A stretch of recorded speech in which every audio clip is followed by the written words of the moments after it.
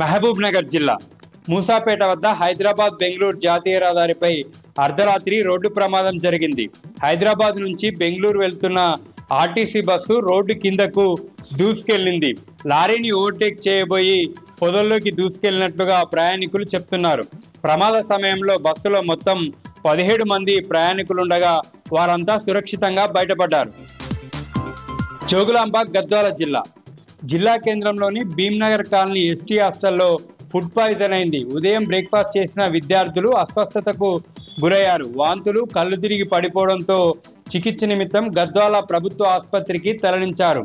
విద్యార్థులందరినీ చికిత్స అనంతరం తిరిగి హాస్టల్కి పంపించారు. ఉదయం తిన్నటువంటి ఉప్మాలో పురుగులు రావడం వల్లే ఫుడ్ పాయిజన్ అయిందని విద్యార్థులు చెప్తున్నారు.